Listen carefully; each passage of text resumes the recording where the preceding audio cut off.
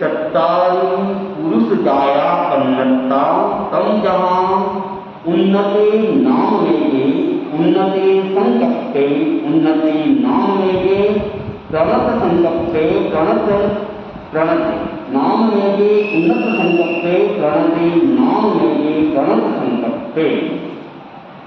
4 प्रकार के पुरुषों का वर्णन चल रहा है, जिसमें कल बताया गया था पहले प्रकार के पुरुष ऐश्वर्य से संपन्न होते हैं और साथ साथ संकल्प से भी वे उन्नत होते हैं।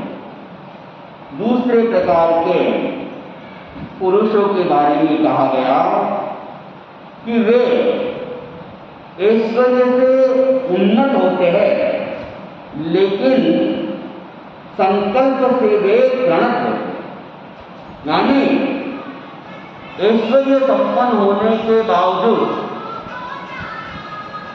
उनका संकल्प जो होता है वो बड़ा कमजोर होता है, श्रेष्ठ नहीं होता है। जैन कथाओं के अंदर एक कथा आती है,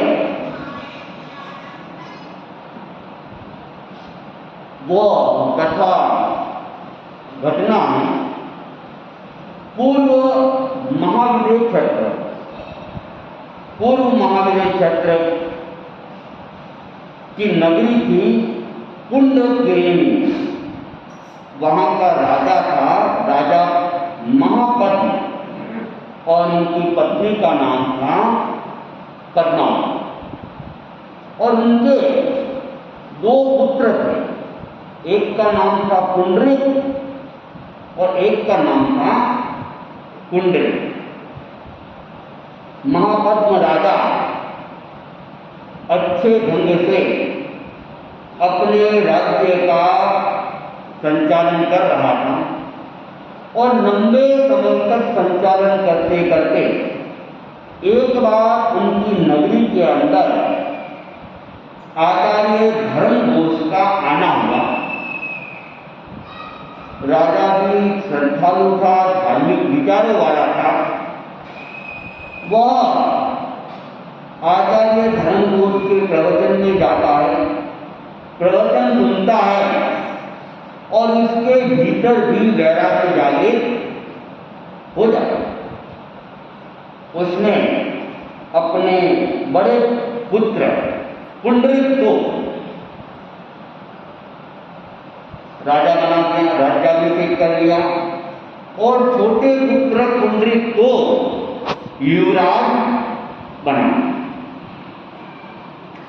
और स्वयं आचार्य धर्मघोष के पास में विकसित हो जाता है और अपनी साधना में लग जाता है।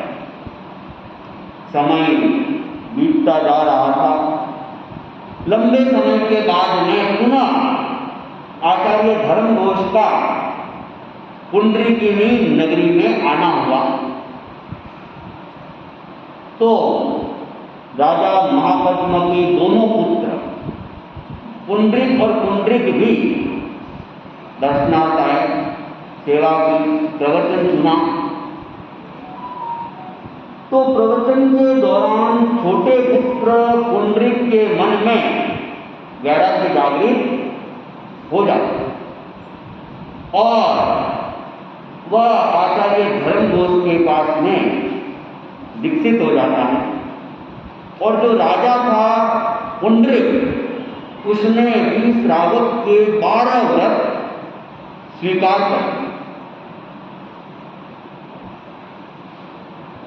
अब पुंडरीक आचार्य धर्मघोष की सन्निधि में जा रहा है, शास्त्रों का अभ्यास कर रहा है, साथ साथ में तपस्या भी कर रहा है। संयम के प्रति उसके मन में दृढ़ आस्था थी। तपस्या में वह लग गया और तपस्या है, साधु का मार्ग है, पालने में जो आ गया वो ठीक। और वह जमाना तो ऐसा था कि प्राय भिक्षा भी एक टाइम में होती थी,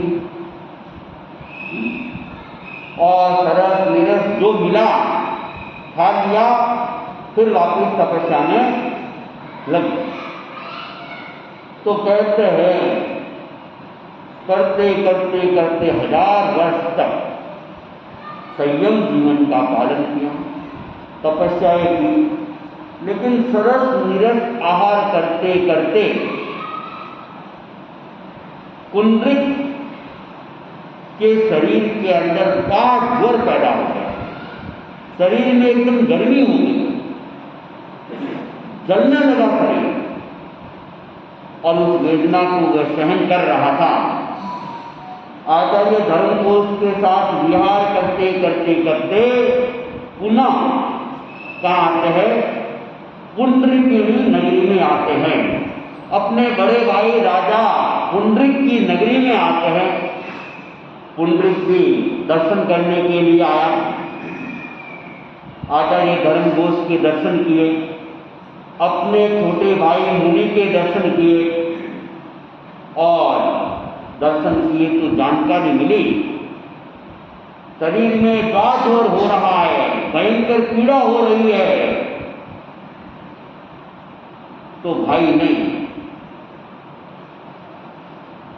निवेदन किया कि आप मेरी दानशाला में पधारे, वहां पे विराजे और औषध का प्रयोग करें। मां स्थविर आचार्य धर्मघोष की आज्ञा से मुनि पुंडरीक राजा पुंडरीक की दानशाला में जाते हैं, वहां रहते हैं, व्यक्तियों को दिखाया जाता है, औषध का प्रयोग किया जाता है। औषध के साथ में पथ्य भोजन भी दिया जा रहा था। धीरे धीरे धीरे धीरे औषध और पथ्य भोजन से शरीर ठीक हो गया, और शरीर तो ठीक हो गया, लेकिन पथ्य भोजन में उनके रस पैदा हो गया और स्वादु बन गए। अब इलाज तो हो गया, इलाज हो गया, लेकिन वे पुनः गुरु के पास नहीं जा रहे थे। भाई पुंडरीक उसने भी उनको समझाया, लेकिन अब उनकी मानसिकता बदल गई और वे सोचने लगे, मैं कहाँ विकसित हो गया, मैं गृहस्थ जीवन में रहता तो न जाने कितने स्वादपूर्ण भोजन मिलते, कितने भोग भोगने को मिलते।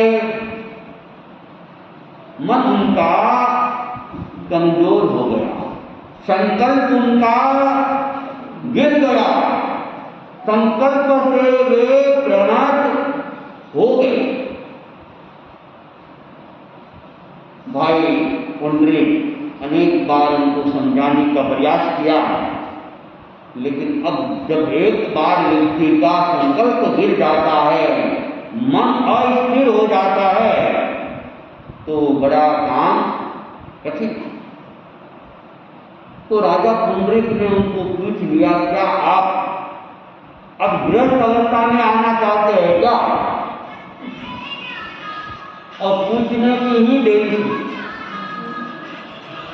उसने कहा, हाँ, मैं अब गृहस्थ अवस्था में आना चाहता हूं। राजा पुंडरीक ने अपने सारे पारिवारिक जनों को बुला लिया और अपने पारिवारिक जनों के सामने अपने छोटे भाई मुनि पुंडरीक का राज्याभिषेक कर रहे हैं और अपना जो परिधान था वह उनको पहना देते हैं और मुनि पुंडरिक का परिधान वे खुद ही पहन गए और धर्मघोष के पास में जाके दीक्षा को स्वीकार कर लिया। राजा को योगी बन गया और जो योगी था वो भोगी बन गया। अब कहते हैं राजा पुंडरिक घर आया और भोगों में लिप्त हो गया। खूब स्वादिष्ट भोजन, गरिष्ठ भोजन खाने लगा, लेकिन बीमारी से अभी अभी निकला ही था। पाचन तंत्र इतना मजबूत नहीं था, भोजन हजम नहीं हुआ और कहते 7 दिन के अंदर 7वें दिन उनकी मृत्यु हो जाती है और मरकर कहाँ जाते हैं? 7वीं नरक में। कहाँ? 1000 वर्ष तक साधना की, लेकिन व्रत भंग किए, घर आए और आसक्त इतने हुए कि 7वीं नाती का आयुष्य उन्होंने बांधा। और इधर जो राजा पुंडरिक था वह मुनि बन गए थे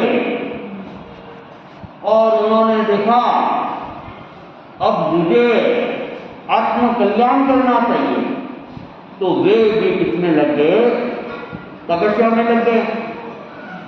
और तपस्या भी हर किसी के बस की बात नहीं होती है, तो तपस्या में लगे, पालना व्यवस्थित वगैरह हुआ नहीं। कहते हैं कि 7वें दिन ही मुनि पुंडरिक उनका भी देहावसान हो जाता है, स्वर्गवास हो जाता है और वे 7 दिन की साधना के बलबूते पर सर्वार्थ सिद्धि विमान में जाते हैं, 26वें देवलोक में जाते हैं और वहां से मृत्यु प्राप्त करके महावीर चक्र में ही उत्पन्न होंगे और वहां से मोक्ष में जाएंगे। क्योंकि जो सर्वार्थ सिद्धि में चला जाता है वह वहां का आयुष्य 33 सागर का आयुष्य भोगने के बाद निश्चित ही मनुष्य बनता है और मनुष्य बन के वो उसी मनुष्य भाव से सीधा मोक्ष जाता है। ये नियम है। तो राजा पुंडरिक केवल 7 दिन का साधुपन पाला और वे तो सर्वार्थ सिद्धि में चले गए और ये केवल 7 दिन घर में रहे और 7 दिन में अपनी दुर्गति करवा दी और कहाँ चले गए? नरक के अंदर, 7वें नरक के अंदर। तो पुंडरिक ऐश्वर्य से संपन्न हो गया, राजा बन गया, लेकिन संकल्प से वो प्रवृत्त हो गया, संकल्प से वो गिर गया और उस गिरने के कारण उसकी वहां क्या हो जाती है? दुर्गति हो जाती है। इसी प्रकार तीसरे प्रकार के पुरुषों के लिए कहा गया कि तीसरे प्रकार के जो पुरुष होते हैं वे ऐश्वर्य से प्रणत होते हैं किंतु संकल्प से उन्नत होते हैं। ऐश्वर्य तो ज्यादा नहीं होता है, धन वगैरह ज्यादा नहीं होता है, संपत्ति ज्यादा नहीं होती है, लेकिन उनका जो संकल्प है वह संकल्प बड़ा श्रेष्ठ होता है और उस श्रेष्ठ संकल्प के बल पर वे अपने जीवन का विकास कर लेते हैं। ऐसे बहुत सारे उदाहरण हमारे सामने हैं। उन उदाहरणों में एक है अमेरिका के पूर्व राष्ट्रपति अब्राहम लिंकन। उनके पिता का नाम था थॉमस लिंकन और उनकी जो स्थिति थी साधारण स्थिति, गरीब स्थिति थी। अब्राहम लिंकन बचपन से ही कहते कि किताबी कीड़ा था, पढ़ने का उनको बड़ा शौक था, लेकिन गरीबी के कारण से पुस्तकें उन्हें कम उपलब्ध हो पाती थी। लेकिन फिर भी जहाँ भी उन्हें पढ़ने का मौका मिलता वे उस मौके को भुना लेते थे। एक बार उन्होंने अपने अध्यापक एंड्रयू कॉफर्ड के पास में एक किताब दी। वो किताब थी लॉर्ड वॉशिंगटन की जीवनी। उनके मन में आया मुझे पढ़नी। वो अपने अध्यापक के पास में गए और लॉर्ड वॉशिंगटन की जीवनी पढ़ने के लिए मांगने लगे, लेकिन अध्यापक वो किताब दे नहीं रहे। और किताब देना कोई बड़ी बात नहीं है, लेकिन समस्या यहाँ आती है कि लोग किताब ले तो जाते हैं लेकिन किताब की कदर नहीं करते। इसलिए जो किताबों के शौकीन होते हैं वे अपनी प्रिय पुस्तकों को किसी को देते नहीं। अनेक बार हम लोग सुनते हैं जहाँ भी सभा भवनों में जाते हैं कि महाराज किताब लेके तो जाते हैं लेकिन किताब वापिस पहुँचाते ही नहीं, रखते ही नहीं। पढ़ने के लिए ले गए वो तो ठीक है, किताब पढ़ ली, पढ़ने के बाद वापस अब नीयत खराब भी नहीं होती है, लेकिन कई बार आलस जवाब प्रमाण रख देंगे और भूल जाते हैं और किताब अपने स्थान पे नहीं पहुंचती। ऐसा एक जगह नहीं अनेक जगह। और इसलिए अनेक व्यक्तियों को हमने देखा कि जिनको किताबों का शौक होता है व्यवस्थित रखते हैं और वे हर किसी को किताब आसानी से देते ही नहीं, क्योंकि फिर नहीं आएगी। वापिस कई बार कोई पुस्तकें मिलना भी दुष्कर हो जाता है, तो वे लोग देना भी पसंद करते हैं। तो वो अध्यापक भी आनाकानी कर रहा था, लेकिन अब्राहम लिंकन के अत्यधिक अनुनय विनय पर वो अध्यापक पिघल जाता है और उसने अब्राहम लिंकन को पुस्तक पढ़ने के लिए दे। अब्राहम लिंकन घर गए, पुस्तक को पढ़ रहे थे। रात को दिए के प्रकाश में वे किताब को पढ़ रहे थे और इतने पढ़ने में तल्लीन हुए कि समय का भी उन्हें कोई ध्यान रहा नहीं। उनके पिताजी ने देखा रे इतना लंबा समय हो रहा है अभी तक सोया नहीं, तो पिताजी ने उसको अब्राहम लिंकन को डांट लगाई। तब जाके उन्होंने वो किताब झरोखे के अंदर रखी, दिए को बुझाया और सो गए। अब योग संयोग की बात थी, आजकल रोज ही रात को बारिश आ जाती है। और जब बारिश आती है तो कीटे कई बार घरों के अंदर भी आ जाए, तो वह झरोखे के अंदर रखी हुई थी और रात को कोई बारिश आना हुआ और कुछ छींटे किताब के ऊपर पड़ और उन छींटों के कारण से वो किताब थोड़ी सी खराब हो। हालांकि अब्राहम लिंकन किताबों के प्रति बड़ा जागरूक था, हो गया उस दिन प्रमाद हो गया। और वो घबराया और डरता डरता अपने अध्यापक के पास में आया, अपनी गलती बताई और किताब की स्थिति देख के अध्यापक को भी थोड़ा गुस्सा आ गया। और अध्यापक ने कहा इसीलिए मैं किसी को किताब देना ही नहीं चाहता हूं, पसंद ही नहीं करता हूं किसी को किताब देना। अब तुमने गलती की है तो तुम्हें दंड भुगतना होगा, और दंड यह है कि 3 दिन तक तुम मेरे खेत में काम करोगे। क्योंकि जानते थे कैसे थे, उसके पास है नहीं, धन तो है नहीं, देगा कहाँ से। तो अध्यापक ने कहा 3 दिन तक तुम्हें मेरे खेत में काम करना पड़ेगा और उसके बाद ये किताब तुम्हारी हो जाएगी। अब्राहम लिंकन 3 दिन तक अध्यापक के खेत में काम किया, श्रम किया, परिश्रम किया और 3 दिन बाद वो किताब उसकी हो। वो बड़ा खुश हो गया और वो घर आया और घर आके अपनी बहन को कहने लगा 3 दिन तक खेत में काम तो करना पड़ा, लेकिन ये किताब अब मेरी हो गई है और मैं इस जीवनी को पूरा पढ़ूंगा और मैं भी ऐसा बनूंगा। संकल्प किया मैं भी लॉर्ड वॉशिंगटन जैसा बनूंगा। और अब्राहम लिंकन वे उनकी जीवनी को पढ़ा और अपने पुरुषार्थ के बल पर वे निरंतर आगे बढ़ने का प्रयास भी करते रहे और राजनीति में भी आए।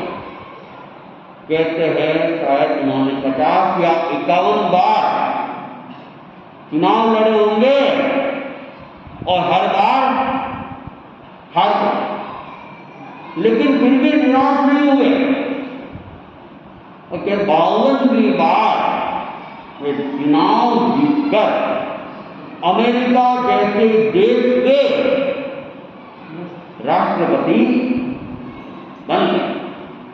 तो ऐश्वर्य से तो वे क्या थे, कमजोर थे, गरीब स्थिति में थे, लेकिन उनका संकल्प इतना मजबूत था कि संकल्प के बल पर बढ़ते बढ़ते अमेरिका जैसे देश के राष्ट्रपति बन गए।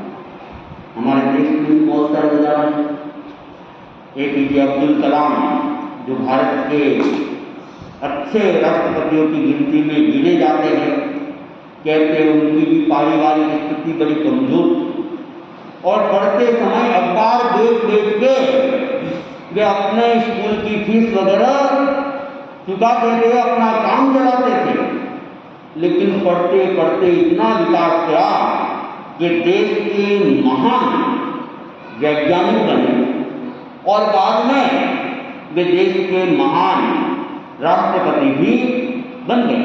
एक नहीं ऐसे सैकड़ों उदाहरण हमें भारत में भी मिल जाएंगे कि कमजोर परिवार से उठे लेकिन विकास करके सर्वोच्च शिखर पर गए, पहुंच गए। तो आगमकाल ने जो व्यक्तियों की ये बताया, तो हम भी इनसे प्रेरणा लें और अपने संकल्प को पुष्ट करने का प्रयास करें और संकल्प के बल पे हम अपने जीवन का विकास करें और अपना जो चरम लक्ष्य है ना, उसको प्राप्त करने के दिशा में हम अग्रसर